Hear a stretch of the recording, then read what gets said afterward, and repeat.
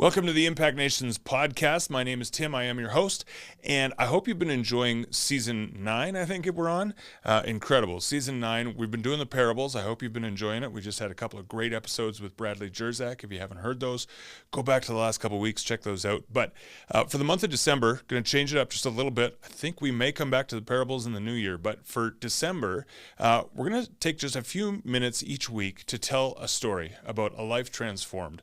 We're talking about the giving season. It is coming up on Christmas. We've got the Impact Nations gift catalog. The annual gift catalog is always jam-packed with amazing stories. But believe it or not, there's a bunch of stories that don't even make the grade. We can only fit so many into this catalog. So we've got some extras. So I'm going to be sitting here with Jordan each week, just hearing another story that didn't make the catalog and just reminding you of how powerful your gifts really are. So here we go with the first episode of Story Time with Jordan.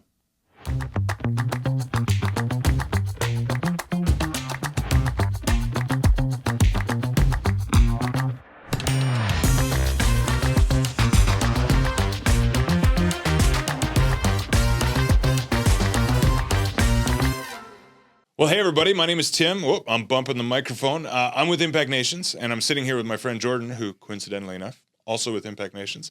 If you haven't heard of us before, if maybe you're just stumbling across this or a friend shared it with you, we are an organization that is dedicated to rescuing lives with a really big gospel. We believe that the gospel of Jesus Christ has to be big enough and powerful enough to transform every part of life. And we are uniquely called at Impact Nations to see that rescue and restoration happening in the developing world. And so we're working throughout Africa and Asia to rescue people from dangerous situations and get them set up so they can flourish long term the way God intended. I'm sitting here with Jordan today because she is our project manager, and in this morning's staff meeting, she was sharing a really cool story, and I wanted her to share it with you. I think part of the difficulty we have at Impact Nations is we get so many great stories coming in all the time. I don't know, we run out of places to tell them. So I really loved this one, and I wanted Jordan to share it with you. So everybody say, hi, Jordan. Hi, I am Jordan. Thanks for having me, Tim. I'm actually super excited to share this story. And like you said, we don't always get to share them, but I'm glad that we get to share this one. So a few days ago, I got to talk to one of the lead nurses of our health team over in Uganda. And if you've been with us for a while, you know that one of the big things that we do is help teen moms, and as far as covering their prenatal costs and birth costs and helping to skill them and get them back on their feet so they're able to support themselves. And so in Uganda, we also distribute some water filters in rural villages. And so this story actually ties both of those things together, which was so interesting to me. So our team went to do some water filter distribution, and they went to distribute the water filter to this one home. And in the home, they found that there was a 12-year-old girl who was pregnant. And whoa, stop. She was what? Yeah. I want to make sure we don't skip past that part. You're talking with your team encountered a young girl who was 12 years old who was pregnant. Yes, indeed. Man, the feelings that a 12-year-old girl must be feeling to discover she's pregnant. Even just physically, her body is not at all ready for that. That's a horrific detail right off the bat that I wanted to make sure we don't gloss over. So, and because she was so young, her family was actually trying to hide the pregnancy, which is why no one really knew that she was pregnant. Wow. So the fact that we went to go distribute the water filters and happened to come by that house, it was really life-changing for her. The fact that she came into contact with our partners, they were able to give her free prenatal care, which is something she hadn't had up until that point. Yeah.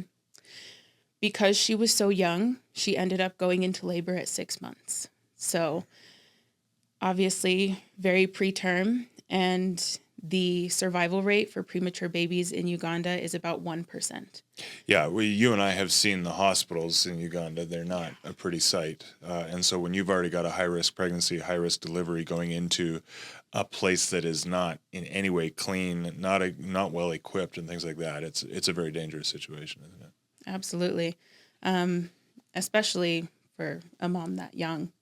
And so when she went into labor, because she was so young and the baby was so young, the doctors basically told our team, you got to pick one, mom or baby. Which procedure do you want us to do? Wow. And so our team said, actually, here are the funds to cover both procedures. You're going to try to save them both. Wow. And so they were able to provide the funds for both procedures.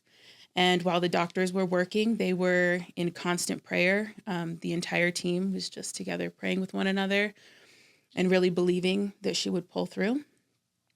And thank God they saved both of them. Extraordinary. That baby, her name is Peace.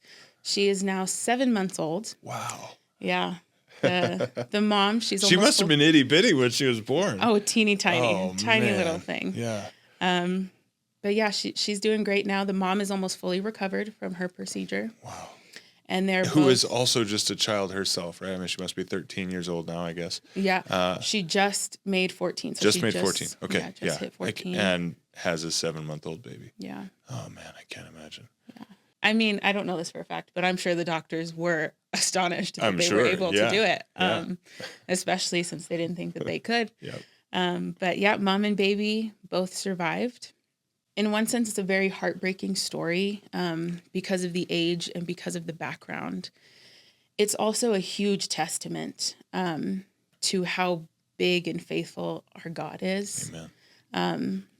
As well as, how important it is to have that faith that God can do it, because it really was the goodness of God and also the ability and the practical to be able to provide those funds that saved both the mom and the baby. And now they get to live in the shelter. She's surrounded by friends in the team that just love her and are able to support her. And so next semester, she will be a student in one of those classes, and her and the baby will continue to live at the shelter, at least for a little bit, while she goes to school. And so she's from Leontonde area, which is a somewhat rural community, many hours outside of the city. I happen to know that there are no medical facilities in that area where our shelter is located, and so our donors, the Impact Nations family, actually were able to even a year earlier begin to prepare for this moment, weren't they? They're absolutely with the purchase of the ambulance. Yeah. It was a campaign that I feel like kind of came and went, right? But it's having lasting effects there. Yeah. It is saving lives, at least weekly. You know what I mean? It's just amazing. With them being able to transport so quickly, and not have to wait that extra time for an ambulance to get to them, but rather to just see what's happening and immediately transport them. Huge. I think sometimes even us here in the offices of Impact Nations, we work hard to raise funds for these projects. They get funded, which is wonderful. We might share a story or two at the time, and then we almost forget that it's still like the lasting impact of that gift is ongoing. And here, a year later, it rescued another 2 lives in that moment. Absolutely. Amazing. Much more than 2, just 2 in this story. But it just, as you said, every week it's rushing more mothers and or babies to the hospital. Absolutely. All right, so people are hearing this and they're inspired, I hope. Many of you gave towards the ambulance a couple of years ago. Many of you gave towards our crisis pregnancy fund, which is how we pay for these things. But some perhaps are listening to this and saying, I want to participate too. How do I help rescue 2 generations? Well, I'm so glad you asked. Jordan, how can people help out? Well, actually, we just have our gift catalog for this year that just aired this week. So hot off the press. Hot off the press. It is fresh stories, new stories.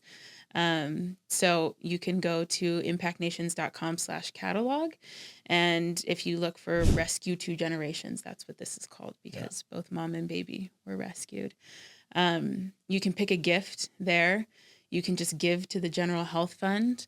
One of the things me and my family love to do is give in their honor as a Merry Christmas gift. So if you would like to save a life in their honor, you can buy them 6 months of shelter, cover prenatal costs, hygiene kits, and that all kind of plays into rescuing of the 2 generations. Yeah. I love the title of that page, Rescue 2 Generations. In this case, is absolutely true. I mean, we literally, the health fund that is funded through the catalog was able to rescue those 2 generations, mother and child, in that moment, because they said, we've got the money for both, make it happen.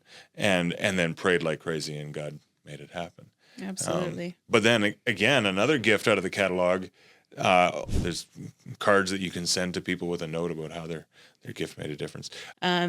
Giving water filters is another very important part of this story. That's where this story started. Yeah, absolutely. Yeah. And I think sometimes, the water filters that Impact Nations distributes are incredibly powerful, as of course you well know. Like, they'll remove 99.997% of the germs from the water that is bringing great harm to families. But because we're distributing these water filters house to house, it actually affords an opportunity to find out what's going on inside of that house. Sometimes I think we, from the outside, a family might be looking like they're doing okay. But once you get inside and ask those amazing words, may I pray for you, and you begin to hear their story and find out what's really going on, as was the case here, it opens up the door for really, really powerful ministry or long-term transformational assistance like happened here. So. Absolutely.